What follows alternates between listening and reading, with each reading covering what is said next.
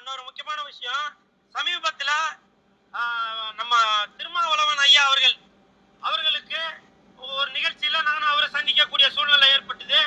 அப்போ நான் ஓரமா நின்னேன். ஏன்னா அவங்க ஒரு பெரியவங்க, ஒரு எம்பி, ஒரு சமுதாயத்துல ஒரு தலைவரா உள்ளவங்க.